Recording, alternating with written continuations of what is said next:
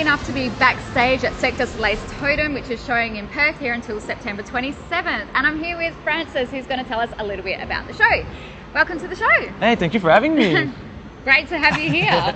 So, can you tell us what exactly is Totem about and how does it differ from the other Cirque du Soleil performances? Yeah, so Totem is a show about evolution. So all the acts in the show presents a different aspect of either the evolution of the human body, the human civilization, or the evolution that each of us go through during our lives.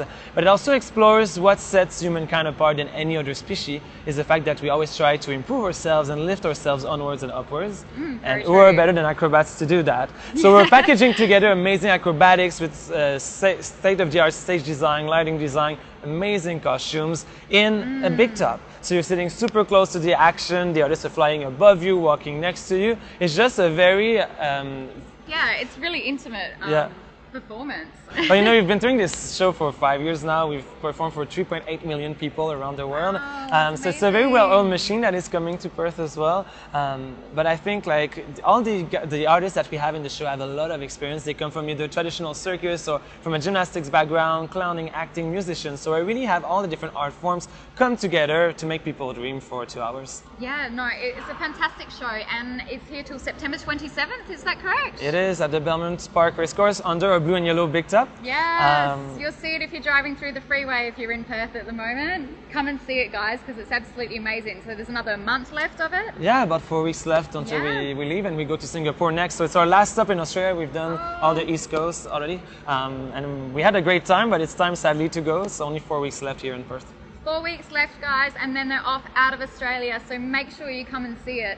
I'm going to go off and interview some of the performers backstage. Lucky me, I'm so excited. And I get to learn a trick, so hopefully I'll do okay in that department. Thank you so much. My pleasure. I saw that look. I was like,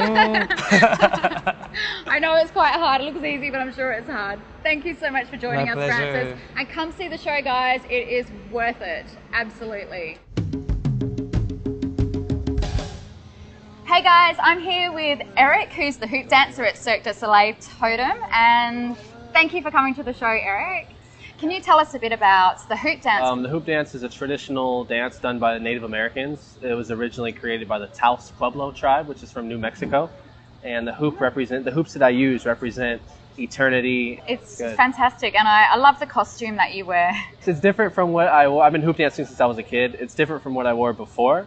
But of course, with all the lighting and all that on Cirque du Soleil stage, you know, everything has to be really explosive for the crowd to, you know, bring it in. Are there traditional elements in your performance on stage, or is it just a completely new routine? Well, the hoop dance tells a story about the different plants and animals as well that the Native Americans saw. And here at Cirque du Soleil, we've like taken hoop dancing to another level compared to the traditional. The traditional? Yeah, the traditional way. It still is traditional in the images and the story. It's kind of been mixed with modern dance and modern performance, opposed to traditional hoop dancing was more internal dance and kind of just down here. And now we have to look and that's up. more visual and exposed so the audience and now we have could to look see up it. and perform it too. Do you think you could show us Sure. a move? Yeah, of course. Would that be okay? Let's do it. Yeah. Okay, awesome. We'll grab the hoops. The natives back in the day they never wanted to reach down and pick up the hoop with their hands. So one of the rules in hoop dancing is you always have to pick up the hoop with your feet. So they figured out different ways to bring their hoop up to their body. So there's many different ways. So when you start the dance, the first thing you do is pick up the hoop with your feet. And they also believed that it was a healing ceremony and that every time your body went through the hoop that you added time to your life. So they figured out different ways to put the hoop through their body. And they believed that every time the hoop passed through their body, they added time to their life. And the hoop dance also tells a story. It tells the story of the eagle. And you see the eagle for the first time with 2 hoops. And as you add more and more hoops, you see as the eagle starts to grow. And you also see different plants and animals like the butterfly. And as it all once again comes together to see the eagle. So as you watch the hoop dance in the show, when you come to watch the show, watch for the different plants and animals that you'll see. And as they all come together to eventually form the world. So the hoop dance is more than just a dance. It tells a story, and it has a lot of symbolic references to the dance that was created hundreds of years ago by the Taos Pueblo tribe. So when you watch the dance in the show, you're seeing something that is been passed down from generation to generation and is still kept very sacred and very true to the way it was created. All right, well, thank you so much for spending time with us today out of your busy schedule. Really appreciate it, and I loved your performance. It was fantastic, guys. You have to go and see it. Thanks, Eric, so much. You. Ta. Hi again, I'm with Sol Young and David. They are in Cirque du Soleil Totem, and they alternate between the Crystal Man and the Frog on the high bars. So Sol Young, you've been with Totem from the start, haven't you? I've been with Totem since 2009, from the creation. The costumes are amazing to start off with, but do you have a favourite that you like to play? Because David as well, I know he plays them both, which I'll ask you in a sec. Do you have a favourite one? I like it both. Yeah? You know, like if you do the same thing all the time, you get bored. And I would say we are really lucky we get to do both. They're both amazing. I love both of the performances. Exactly, and they were also great. for Frog, we have the amazing makeup, so you can see our face. Then we make the facial expression, so it's different. But when we do Crystal Man, it's like another character. It's completely different. Yes, we do the same thing. We do high bars, but at the same time, you cannot see our faces. No, it's covered with the mesh, isn't so it? little bit different. A little bit different. Yeah, David, do you have a favourite? I like being up in the air. Okay. One of the things that I like is being up in the grid. So where we come from is at the very top of the tent. It's called the grid. So when you're Crystal Man, you have the opportunity to not only be up there and hear the music and the crowd, you get to watch the act from above. Oh, so it would be quite exciting then, wouldn't it? You have more than just one cue at the beginning of the show.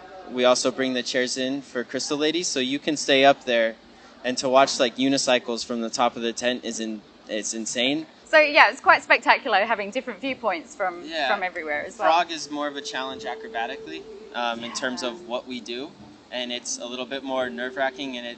So there's pluses and minuses to both of them, but the fact that we get to rotate it is a rarity in Cirque. So I'm very thankful to be able to do that. Yeah, and you've been with them for 3 years. Is that correct? Just 3.5?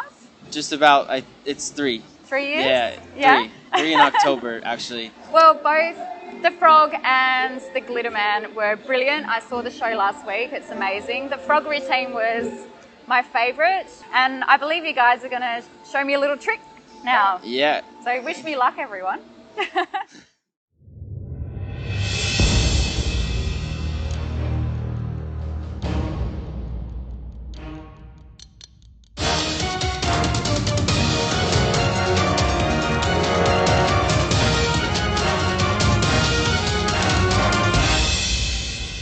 Thank you guys so much for joining us today. I know you've got a busy schedule. You can hear all the rehearsals going on in the background. Thanks, guys.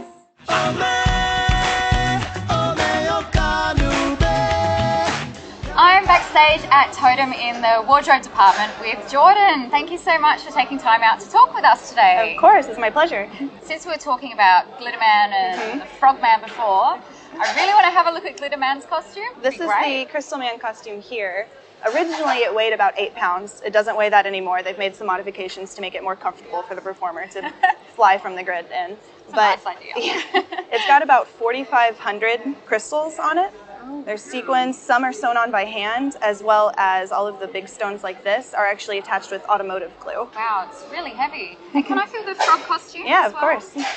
Because they alternate between, don't they? They do. We have a couple performers that alternate between doing the frog and doing the Crystal Man. Yeah, and they're all specifically made for each performer? Yeah, all of our costumes are made at our international headquarters in Montreal at the costume shop there. So most of the performers, when they first start with a show, they'll come to Montreal first for trainings, and that's where they get fitted in the atelier for every measurement imaginable. They get a mold done of their head to fit for headpieces and masks. They get their feet measured to make custom-made shoes for them, and all of their measurements for making their unitards or whatever it might be for all of the costume pieces. Oh, that's amazing. And there's little froggy eyes on the Yeah, back. there's nice little touches like this. So the frogs, the guys How are really cute is good. that? Yeah, they're really good about sort of like getting down into it, so you can see that. And I love this one. Yes. This is more, This is rug the- twirling? Is that what it's called? Yeah, we call it carpet spinning, carpet twirling. spinning? And we refer to the girls as the Crystal Ladies because it's two twins wearing, they're pretty identical, wearing this exact same costume. And this costume is just beautiful. This is a brand new one, so it's nice and shiny and new and sparkly. Gorgeous. It has 3,500 Swarovski crystals on it, as well as this is the headpiece and necklace that go with it as well, and it's another 1,000 crystals on the headpiece beautiful. here. Yeah, Can I have a look at the of course. necklace? Yeah. Nice little going out number. Yeah, so there's still, even for this, there's still a little bit of weight to that as well. Yep. So I guess they have to get quite used to having a little bit of They extra do. weight on them when they perform. do, yeah. It will take some performers a while to get used to a brand new costume and get comfortable in it on stage and integrate it into using it in their act. Thank you so much for joining You're us so on the show welcome. today, and can't wait to see more of the productions here and more of the costumes that come out of Montreal. Yeah. Thanks, Jordan. No problem.